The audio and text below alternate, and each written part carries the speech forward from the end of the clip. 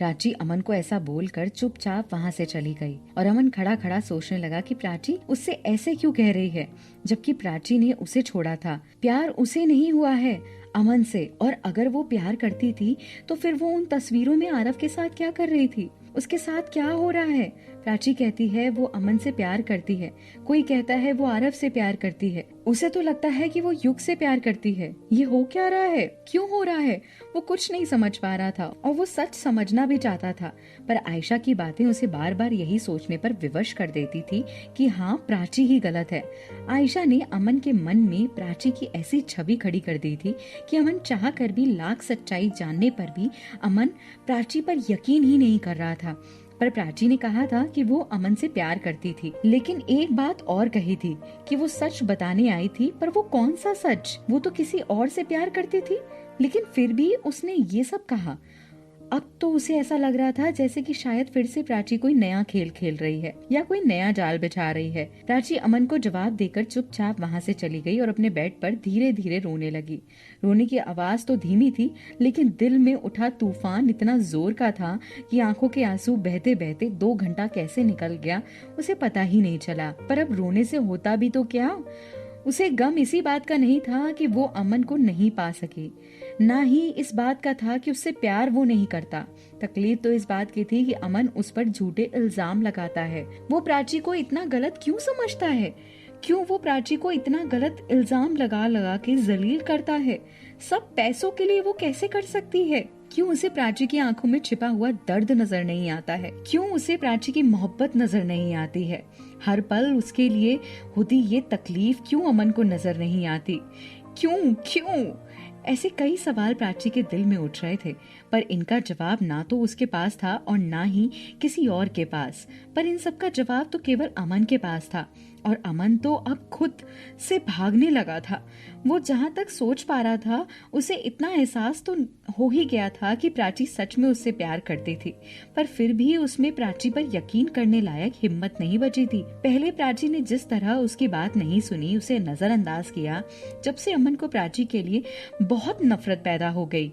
और इस नफरत को बढ़ावा दिया था आयशा ने अपनी कुटिलता भरी हरकतों से। प्राची ने रोते रोते पूरी रात निकाल दी। उसने एक पल के लिए भी खुद को सोने नहीं दिया था। अभी तक तो उसे खुद से थोड़ी बहुत मोहब्बत थी, पर खुद के साथ होते इस व्यवहार को देखकर उसे अपने से नफरत होने लगी थी। कहते हैं कई बार इंसान डिप्रेशन में जाकर इंसान मरने तक का फैसला ले लेता है।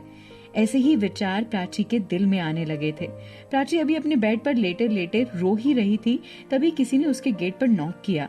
तो उसने जल्दी से अपने आंसू पोंछे और वॉशरूम में जाकर हाथ मुंह धोया, तो कोई ना समझ पाई कि वो रो रही थी। अमन की वजह से इतना रोना पड़ा था। वॉशरूम से निकलकर उसने गेट खोला तो सामने मधु खड़ी थी। मधु प्राची को बिना देखे ही अपनी साड़ी ठीक करते हुए बोली, वो गिफ्ट कहाँ है, चलो देने चलते हैं। फिर आज हमें तुम्हारे घर भी जाना है, काफी लेट हो जाएगा। हाँ हाँ मधु, लाती हूँ, प्राची ने हल्की धीमी आवाज में कहा। तो मधु ने अपनी नजरें उठाकर प्राची की ओर देखा। प्राची की आंखों में छुपे हुए आंसू देखकर वो समझ गई थी कि प्राची रो रही थी। पर ऐसा क्या था जिसकी वजह से प्राची ने इतना रोया। उसकी आंखों में स्वेलिंग आ गई थी। वो प्राची से पूछना तो चाहती थी, पर वो जानती थी अगर वो फिर से सवाल जवाब करेगी तो प्राची का दर्द और बढ़ जाएगा। इसलिए वो चुप रही और प्राची के साथ गिफ्ट लेकर निखिल और युग के कमरे में जाने लगी। मधु और प्राची दोनों कमरे में जा ही रहे थे, तभी प्राची मधु की ओर देखकर बोली, मैंने अभी नहाया भी नहीं है, तुम एक काम करो, तब तक तुम दोनों बोलो, मैं नहा कर आती हूँ, वरना फिर लेट हो जाऊंगी। ये कहते हुए प्राची मधु का जवाब सुने बिना ही वहाँ से चली गई। मधु निखिल और युग के कमरे में जाकर नॉक करते हुए बोली, उठ गए क्या तुम लोग? हाँ उठ गए। और इतना कहकर निखिल ने दरवाजा खोल दिया। मधु निखिल को देखकर उसका हाथ पकड़कर अंदर आई और कमरे का दरवाजा खोलकर निखिल और युग दोनों की तरफ देखकर बोली, तुम्हें पता है प्राची आज पूरी रात से रो रही है। ये सुनकर निखिल घबराते हुए बोला, क्या हुआ? उसकी तबीयत तो ठीक है ना? क्या हुआ उसे? पता नहीं यार क्या हुआ, मुझे बस इतना पता है कि वो रो रही थी, उसकी आंखें लाल थी। इसका मतलब है कि वो पूरी रात सोई भी नहीं। उसकी अमन से कुछ बात हुई क्या? निखिल ने पूछा। ये तो मुझे नहीं पता, बस मैं इतना ही जानती थी कि वो रो रही थी।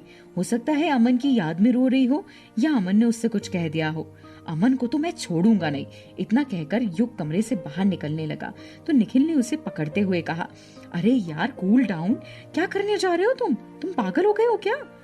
क्यों, मैं भी तो जाकर देखूं ये अमन क्यों उसे इतना रुलाता है, क्यों उसके साथ ये गेमिंग खेलता है, क्यों वो उसके प्यार को नहीं समझता है। युग, मैं जानता हूँ कि तुम जो कह रहे हो वो सही है, पर इससे कोई फायदा नहीं है। ये आज की बात हो तो अलग है, ये तो पिछले 1 साल से चला चला आ रहा है। हमने हजारों कोशिश कर ली है पर अमन को कोई नहीं समझा पाया। वो तो कुछ सुनने को तैयार ही नहीं है। एक बार तो उसने सबके सामने प्राची के गालों पर चाटा मार दिया था। उसने प्राची के साथ जो बर्ताव किया था वो कोई किसी अपने दुश्मन के साथ भी नहीं कर सकता। युग ये सुनकर अपने दोनों हाथ मलते हुए बोला, क्यों क्यों करता है वो प्राची के साथ? उसे नजर नहीं आता कि वो पगली तो उससे कितना प्यार करती है। कहाँ मिलेगा उसे इतना प्यार करने वाला साथी? मुझसे पूछो, मैं जानता हूँ कि प्यार की कीमत क्या होती है। युग ने अपनी बात खत्म की। इतने में प्राची ने आकर कहा, मैं रेडी हूँ, तो हम चलें? प्राची को देखकर उन सब ने अपनी कंडीशन ठीक की और मधु फिर हंसते हुए बोली, चलो चलते हैं ना। और इतना कहकर वो चारों आरव और रूही के कमरे में जाकर नॉक करने लगे। उस टाइम आरव और रूही प्राइवेट टाइम में एक दूसरे को प्यार कर रहे थे। जैसे ही उन लोगों ने गेट पर नॉक किया तो वो दोनों एकदम से हटे और फिर जल्दी से आरव ने दरवाजा खोलकर उन सबकी ओर मुस्कुराते हुए कहा, आप लोग इतनी सुबह सुबह? ये सुनकर निखिल उसे छेड़ते हुए और हंसते हुए बोला, हाँ तो क्या हुआ, तुम्हारी खुशी देखी नहीं जा रही थी ना? बहुत देर हो गई थी तुम्हें रूही के साथ अकेले, तो सोचा थोड़ा डिस्टर्ब कर ले, इसीलिए चले आए। निखिल की बात सुनकर आरव थोड़ा शर्माने लगा और इतने में रूही वॉशरूम से बाहर आई तो रूही को देखकर प्राची और मधु उसके पास जाकर धीरे से उसे छेड़ते हुए बोली, कैसी रही कल की रात? ये सुनकर रूही मुस्कुराने लगी और उन दोनों की तरफ देखकर बोली, तुम लोग भी ना कुछ भी, बताओ ना कैसी रही रात, हमें भी तो बताओ, मधु ने जोर से कहा। तो निखिल और युग ने उसकी बात सुनकर सपोर्ट करते हुए कहा, बताओ ना एंजॉय किया या नहीं? अब आगे क्या होता है? इस हंसी ठिठोली के बीच प्राची की कुछ ऐसी बातें जो शायद ही दिख पाए, उसके मन के जज्बात सब पता चलेंगे धीरे धीरे अगले एपिसोड में। कहीं जाइएगा नहीं, नीचे कमेंट जरूर कीजिएगा।